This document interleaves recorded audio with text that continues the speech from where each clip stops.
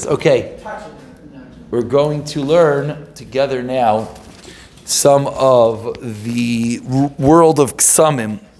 We ended off, the last time we spoke together was Sif Yud Beis. Is that accurate? Sif Yud Beis, we spoke about Savainim and Mikabel Tumah and all things like that. So now we're going to go through, or try to go through, many of these Sifim here are, I don't want to use the word confusing, there's a lot of knowledge, a lot of details, so we're going to try our best. It's not good? It's not good? Okay, that's better. There you go.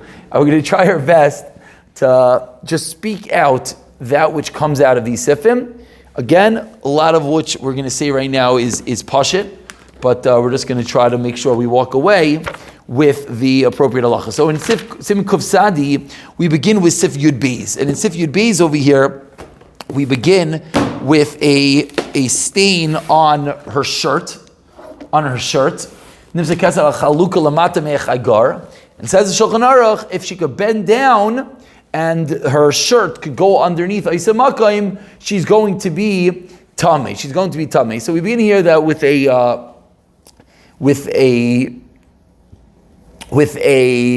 Chotshani, the Shevet HaLevi mimics we'll start with the Chotshani, I should say, is that the Chotshani just points out this is going to depend upon how a woman gets dressed. Just you have to, know what to keep in mind. You're going to think, there's a stain on the top of her, whatever. For sure, there's no way that she's tamei. Well, I don't know if it's a dress that she takes off from the bottom, the whole thing. She unzips and the whole thing comes down the bottom. That's all. What? That's all. Why take off? Either way. She can take it off. It's all. Whatever. Again, I agree with you. Whatever the case is, then. Right? Again. Whatever the case is, all I'm pointing out, the Chotshani speaks it out, it's good to have a marmakayim, is that you always, meaning we spoke about many times, which we'll get to, we'll speak out again, is about if there's a kesem on the undergarment, you always, wait 1 second, did you use the bathroom? Maybe there was a moment that you weren't wearing them and this and that. So the Chotshani speaks out that if she takes off the dress and there's a moment of time that it could have gone there, that could be a source of Toma. The Shevet HaLevi, and I want to read for you a few words from him. He says, he quotes the Sefer Chikr Halacha, Dehecha din k'shapashta achalak derech mata, im chayshinan are we chayshish sheba oisei rega nislachli. Because if you think about what we're saying now, it's in probability, it's a little bit crazy. That's what the Shevet HaLevi comes and quotes Sefer Chikr Halacha to discuss. We have a stain on the top part of her blouse, shirt, whatever you want to call it, dress. And we just said for the Chotshani, because there was a split second that dress went under Oisamak, and boom, all of a sudden she's going to be tamei. And all the rules of the fact that it's lamata me'chagar and the fact that it's the top of her garment go out the window. So Sefer Chikr Halacha comes along and says, what's the din? Do we say that and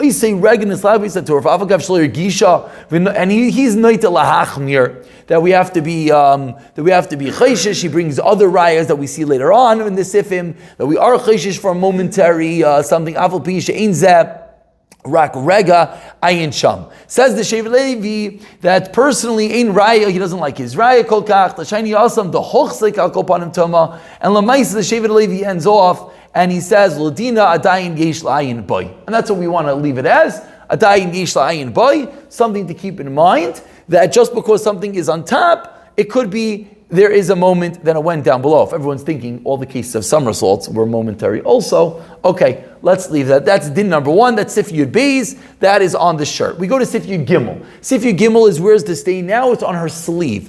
Sif Yud Gimel says, Nimsa al Beis Yad Shel Chaluka, so says Sif Yud Gimel, if it's a part that could read Keneged Beis HaTorfa, we'll call it the bottom part of the sleeve that reaches Neged Eisei Makam, it's going to be Tamei, Afilu Iniyach Legisham Ella Im Kain Tishche Harbe.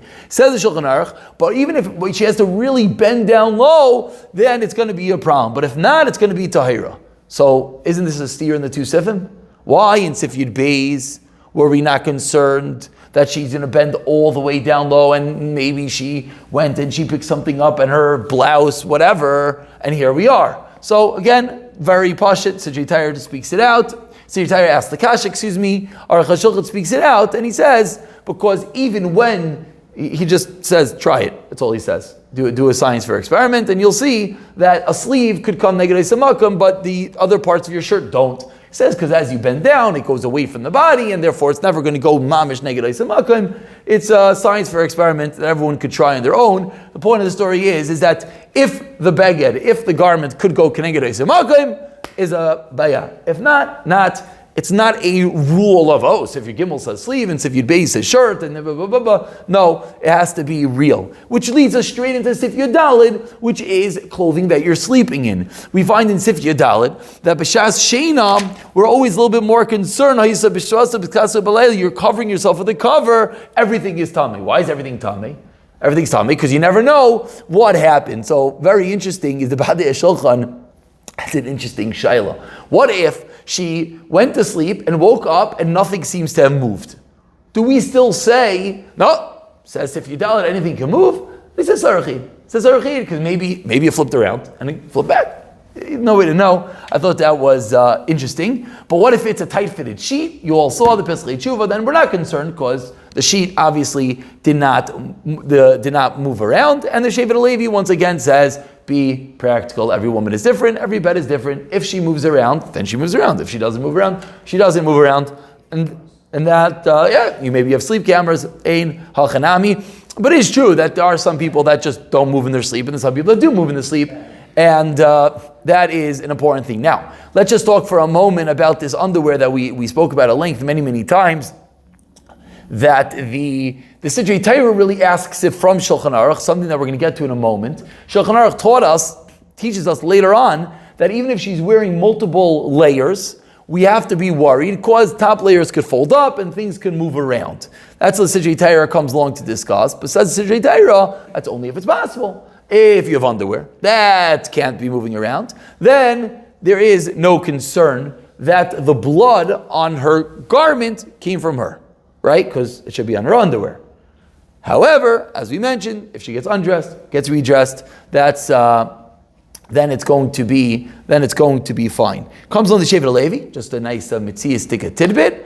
If she's wearing a tampon, he says nothing to worry about, because obviously, if the tampon is clean and there's blood on her skirt, on her blouse, on her this, nothing to worry about. Now, these things is important to realize that even if nothing makes sense, meaning. This is the Shevet HaLevi. Shevet HaLevi is it's in Sif Yud Ches over here. That which is we're about to go into Sif Yud Ches. The first, and I'm sorry, I should have been makdim. The first part from Yud Gimel through Yud Ches. This is good to break up the sim this way. Is where the stains are found. When you hit the Sif Yud Ches, you go into Teliyos. And as we spoke about with some of the Chavra, the difference is innocent till proven guilty, or guilty till proven innocent. That's really the difference between Sif Yud Gimel through Yud Ches and Sif Yud Ches till wherever we're going to get to. Because in the beginning, you found a stain. So now the question is, did this stain come from her? Whereas in Sif Yud Ches, we know that it's a problem, and we're trying to find something to be toilet on. So if your brain is working, that means Sif Yud Ches only exists in a scenario that Sif Yud Gimel through Yud Ches allows it to exist. What do I mean? What I mean is, we just said that if a woman's wearing underwear the whole time and she finds a stain on her skirt, she's going to be tahar. I don't know where the stain comes from. Doesn't make a difference, but she wore underwear. The underwear is clean, and there's a stain on her skirt. So whatever happened, but she never went through a marketplace out they were slaughtering, and she wasn't playing with paint, and she doesn't. Okay, it doesn't make a difference. At the end of the day, she was wearing underwear the whole time. The Shevet HaLevi, she's wearing a tampon the whole time. Therefore, you have nothing to worry about. Now, so therefore, it's a problem. Flip side, if there is something to worry about. For example, she's now wearing underwear, and there's a stain on her slip. On her slip. So is there a problem there? Is there a problem there or not? So then we go into Sif Yud Ches and we talk about Teliyos. Everyone understand when I just said how we're breaking up the Siman? It's important in the innocent till proven guilty, which we're going to get to in a moment. Pants. If a woman's wearing pants to sleep, that's also a good one. Does underwear help in the nighttime? There's some places that want to say no, because maybe as she's rolling around in her sleep, the underwear moved and allowed the blood to drip out and not hit her underwear. Now, but if she's wearing pants, then of course not. Meaning, pants that was a non-fan. On her sheet. Why is it out from the pants? Because that's extreme. She's wearing pants. If you want, the Badei Shulchan and Sif Kata Kufnan Dalid says if she's pants. It has those ruffles at the end. Pants. She's wearing. Rabbi, Doesn't go. Rabbi, Baggy sweatpants. It is dark pants and white. It can't get out. again. If yes. If her pants are wet or soiled, then whatever, fine. I'm talking about a case. She's wearing a pair of pants, and the pants are clean. And yeah, I'm saying, yeah. The Shevet Levi says it if you want. But yeah, you're right. She's wearing these, it's not pants. It's really a massive skirt. It happens to be sewn up in the middle. Okay. The real point of everything we just said the last 10 minutes is that from what we learned from Sif Yud Gimel to Yud Ches, the most important thing is we have to realize the practicalities make a very big difference, and we have to try to figure out, is there a reason to say this for sure did not come from her, or vice versa. Now we get to Sif Yud Ches, and we get to the world of Teliyos. So we start with Sif Yud Ches, in which the Mechaber teaches us that when she has a multiple begadim, what's the story? She has multiple begadim, we still, where did I just go? Yes, even if it's on an inner garment, you still could be toile. Why could you be toile? Because maybe the outer garment, she's wearing a skirt and a slip, and there's blood on her slip. I keep messing up the word. So maybe the answer is she was walking and her skirt flew up and blood went onto her slip, and therefore that's why it's only there. Meaning, even though, what are we speaking out? It's more mistaver. Where did it come from?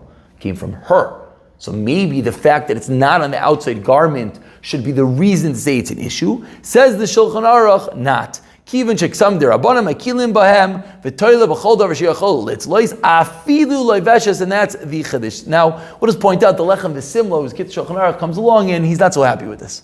He says that, come on, it's a little bit ridiculous. Women's skirts are not flying up and dam's not flying underneath, and he wants to say the minig is to be machmir. I don't know. I don't have an opinion, and I didn't really see anyone else. The Lechem V'Simla says it. Oh, very good. Maybe you're right. Maybe the fact that there were, you have to play percentage points. Very good. Very good. I agree with you 100%. Now, the Aruch HaShulchan over here has a very, very important idea when it comes to Tliya B'Bina U'Bayla. Right? We're up to Sif Yates right now. Sif Yates says, just like we're telling her son and her husband, which means that we always have to ask, 1 second, does your husband have a cut?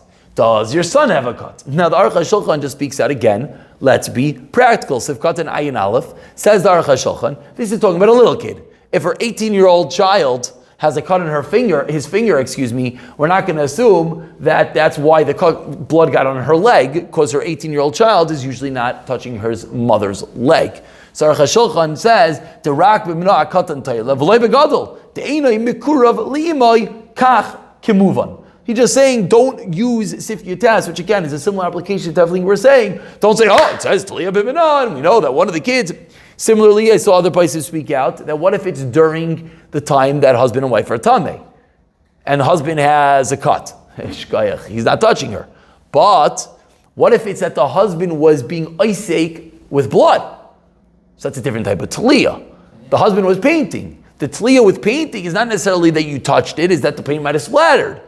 Then it very good. Then it could be anyone. Then it could be a little kid. Then it could be a big kid. Then it could be the neighbor down the block. No, not down the block. But okay, fine. Comes like Sif Chav Beis. Safek Tliya. What is it in with Safek Tliya? The answer is it's no good. And as we just spoke out, what's the reason? The reason is because we have a dam source here that we have all the reason in the world to assume came from her. Let's give a very simple case. She's not wearing underwear, she's wearing a white skirt, and she has a blotch of blood on her white skirt.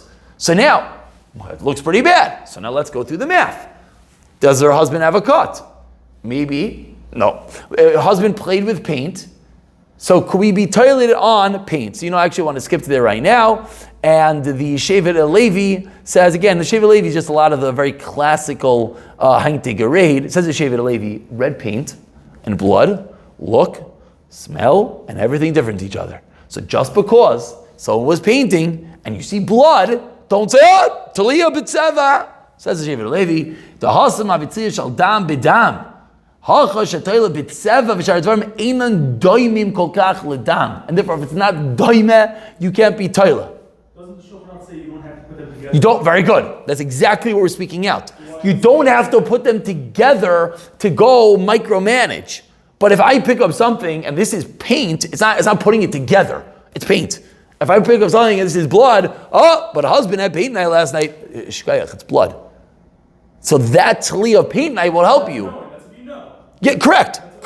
Which I saw on the bottom of the Hilgray Forrest's book, he says, a seasoned Rav knows, which is true. So he says an interesting shayla. Can you go ask a non-seasoned Rav, because he might not have? Interesting shayla, no? So he quotes, he has a Marmakim, and this is actually on the Marmakim that we gave out. It's the Sefer Teliyos Yisrael, which was like the foremost, the earliest Kitzur Sefer out there. I think the Sefer has the Askan with the Chazon Ish in it, if I remember correctly. He writes that this is like causing a Teliyah. You can't cause a Teliyah. Meaning, let's say a woman knows that she's at the time that she's on birth control, and she's staining, that's what happens. And she knows sometimes the scene gets big, and like she's like, I just learned Shulchan Aruch. Why? We're not sure. She just learned Shulchan Aruch. She was learning a night seder with her husband, Shana Rishayna. She just learned Shulchan Aruch, and she wants to create paint night this time of the month. We're having paint night, so that we have a tzliya.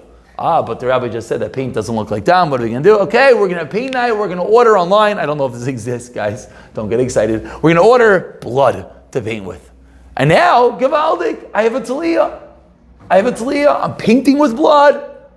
And she's going to wear, let's not get too graphic, she's going to wear no underwear, and she's going to wear a skirt so that the blood is going to come on the skirt, and then she's going to have a tzliya. Says the Sefer Teliyos Yisrael, you're not allowed.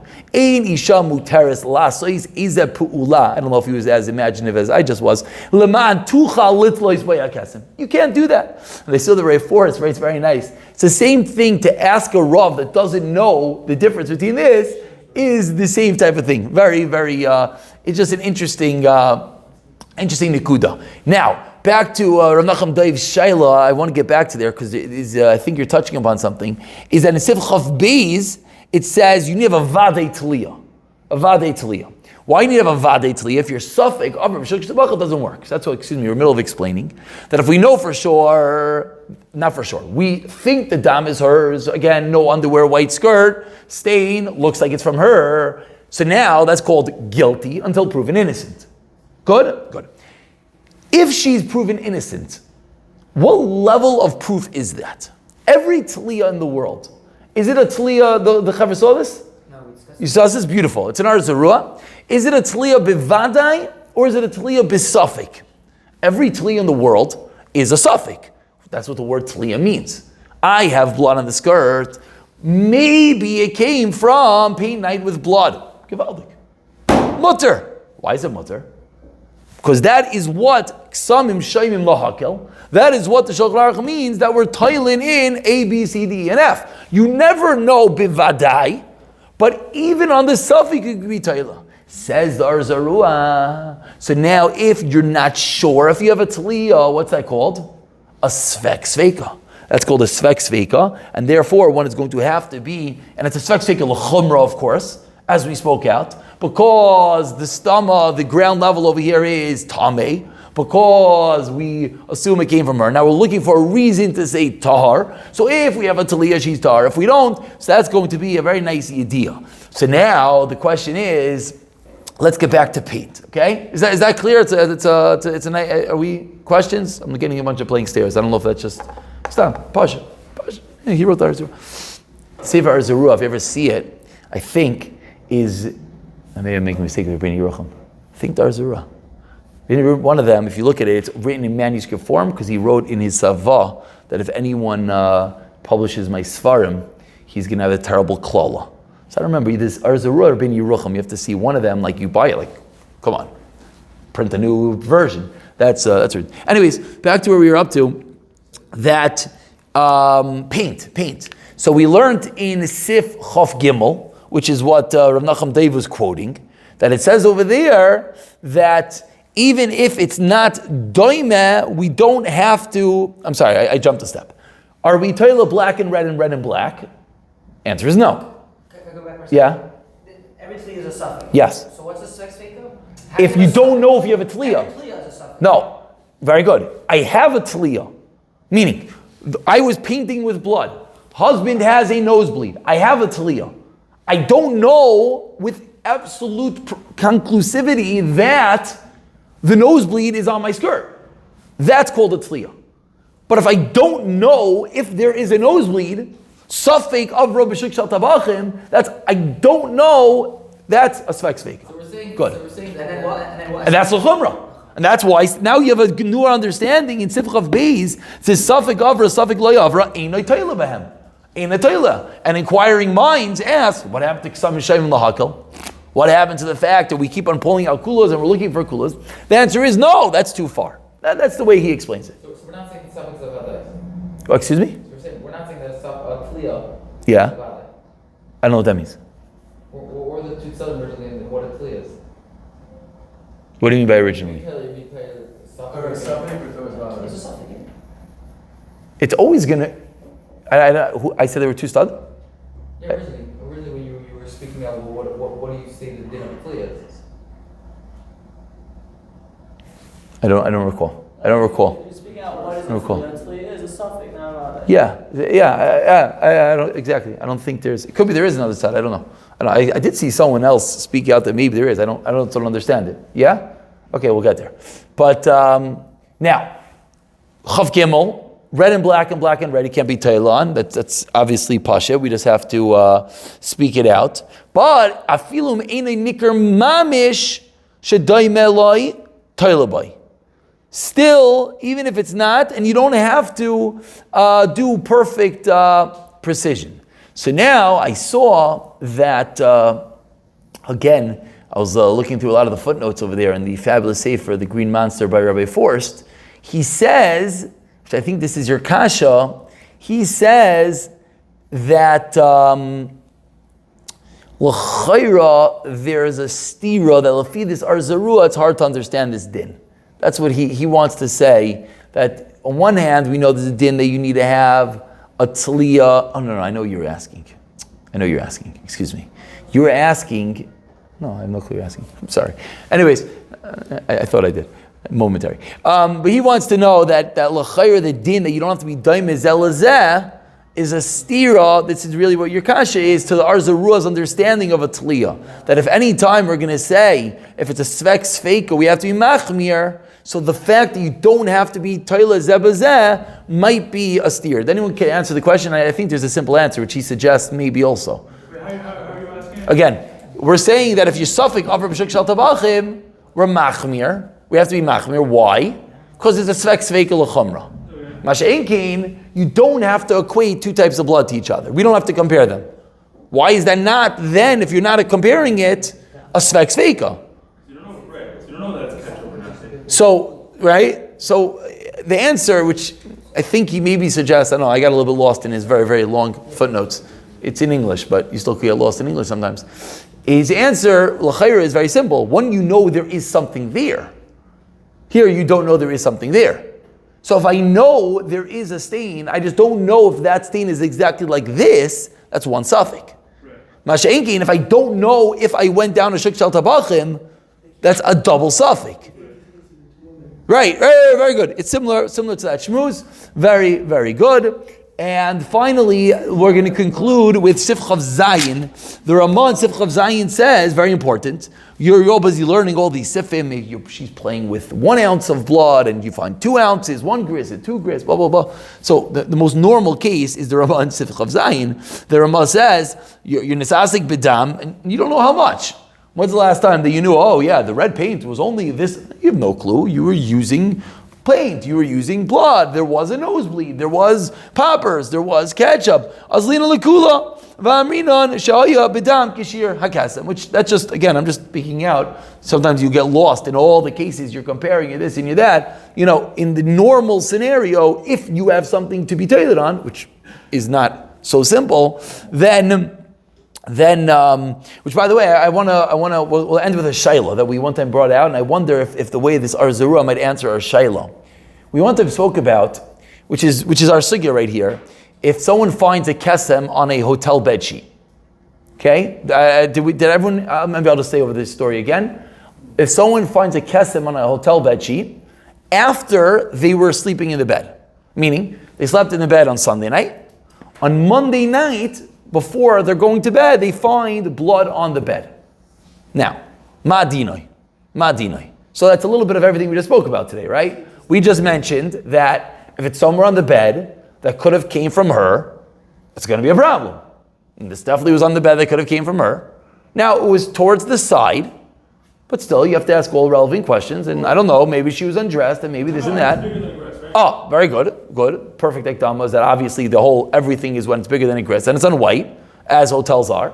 It's bigger than a grist, and it's on white. Let's pretend. I think many of you know the postscript on the story. That wasn't bigger than a grist. That's what Baruch Hashem. We measured it with Nespresso pots in the hotel room because how do you figure it out? So an Nespresso pot has a right. Not you guys obviously carry around measuring tapes with you, but regular non-learned people don't. So he had an espresso pot. He didn't have every hotel room has an espresso pot. Not every hotel room. So he can measure with an espresso pot, and the espresso pots have you could figure out the thing. Okay, that's what we did. Anyways, that was the inventive way that we figured it out. But what's the story in this case? Do we have a Teliyah?